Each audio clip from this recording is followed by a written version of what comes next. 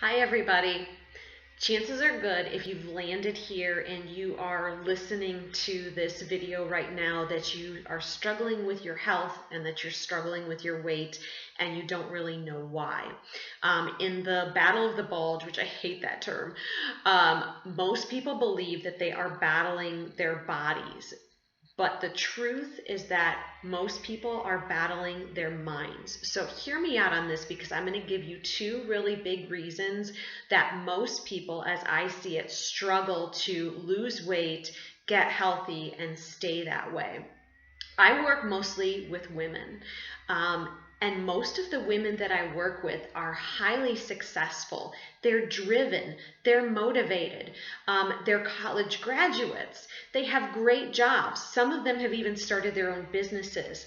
They are moms to healthy, well adjusted children. But they can't seem to control their health. They can't seem to control their weight. They can't seem to control their cravings and their appetite.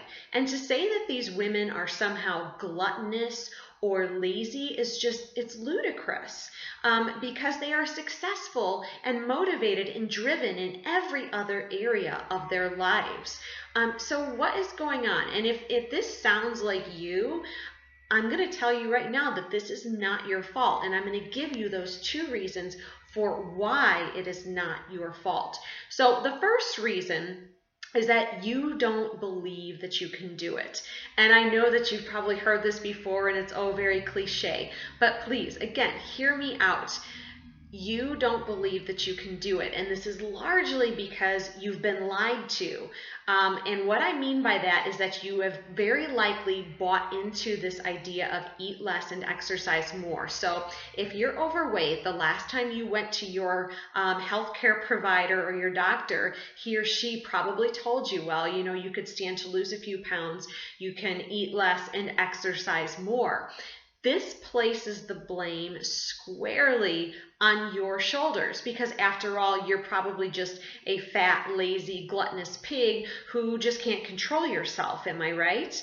I'm going to talk a little bit more about that shortly.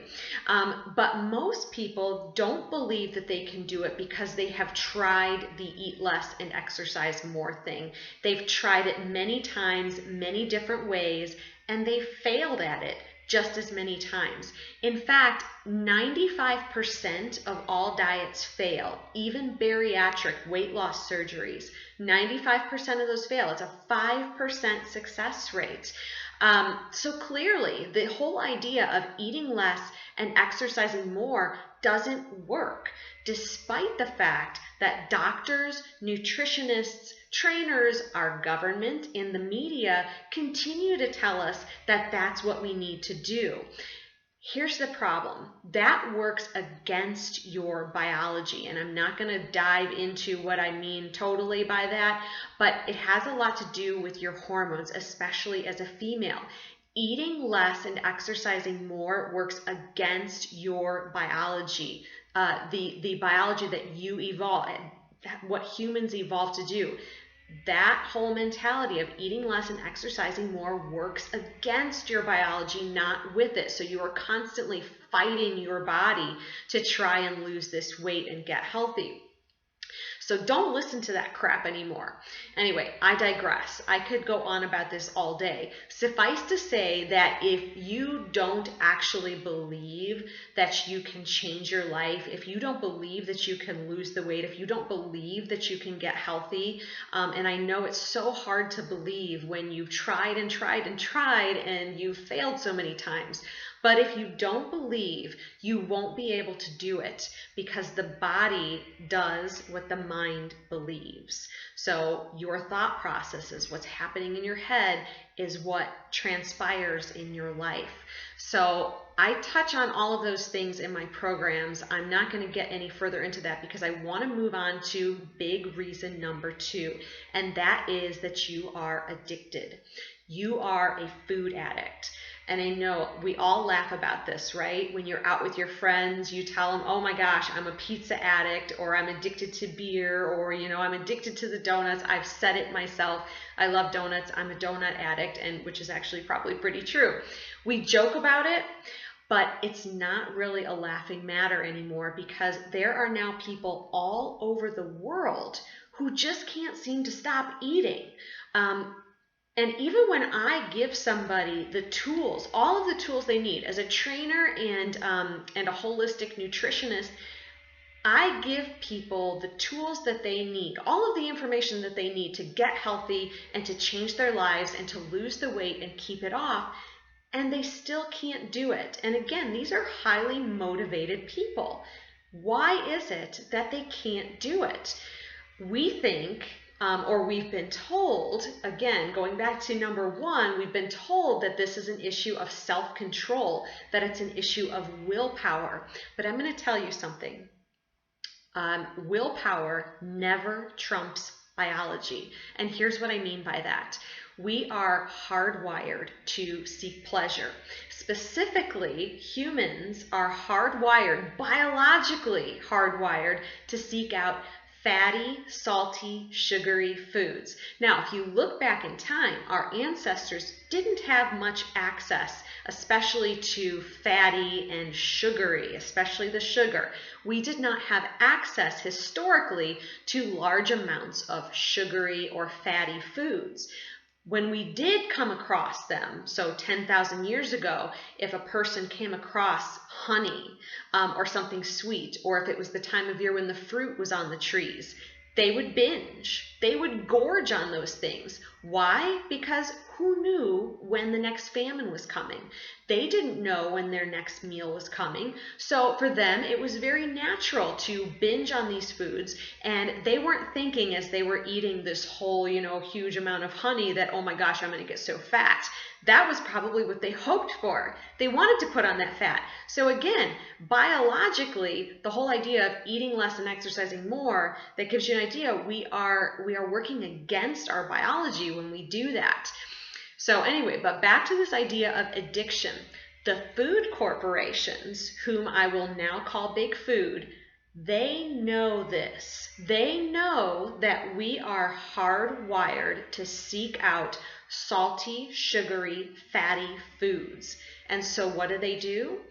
They hire chemists, which are basically food scientists, who are able to chemically alter pseudo foods, which I call them pseudo foods because they are not real food. They're concoctions of chemicals and things that are not food.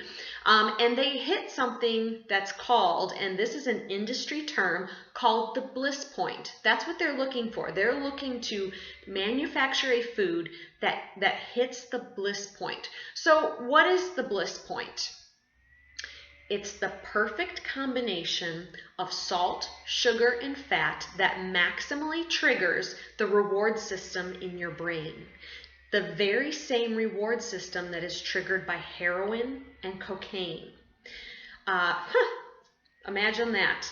So the whole idea, like the Pringles slogan that you hear, once you pop, you can't stop, that's pretty true. And this should be starting to make sense to you. So when you start eating a piece of pizza and you're like, oh my gosh, I want to eat more and more and more, there is a biological reason.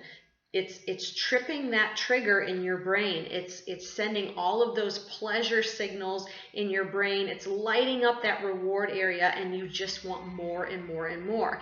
This did not happen by accident. This happened by design. Big Food now has millions of heavy users, and believe me, that's actually another industry term. That is exactly what they call people who use and eat their products a lot. They call them heavy users. The big food companies know that their heavy users can't stop eating these products. They have this addiction because they've created these highly processed, chemically altered, and addictive pseudo foods that people just can't stop eating. And when they do try and stop eating, they get these massive cravings and massive hunger. So this is not your fault. And if you want to read more, about this. If you want to find out if you might be addicted to food, if any of this is ringing a bell for you, if it sounds like you, if it resonates with you, I actually just posted a new blog, and it has an Am I Addicted quiz. So you should head over to the blog, and you should take that quiz to see if you are a food addict. I have the blog linked below in the description, and I'm also going to be telling you a little bit more in that blog about a program that I have coming up in January of 2018. It's going to be 14 days where I help you in a group setting reset your hormones, reset your taste buds, reset your hunger. And again, this only takes less than 14 days. I'm really excited about this program. So head over to the blog for more information on that. Next week, as a part 2 to this blog that I've written, I am going to be giving you my tips to ditch sugar in these highly processed foods and how to get off of them. So anyway, I really hope that this was helpful. Like I said, make sure you go to my blog, which is the link is below to this article, where you can take that addiction quiz. Check out my website, which is kellybailey.fit. It is my goal to help women live happy, healthy lives at a healthy weight, and also to be able to help their children live happy, long, healthy lives. And again, as a woman, that starts as a mom, that starts with me, it starts with you. So that's my goal in life. I hope this was helpful. I hope that you love the blog post. I'd love to hear from you as well. So feel free to comment. How did you get off of sugar, or do you feel like you're a sugar addict or a food addict? I'd love to hear from you. So I hope that you all have a great day. Bye.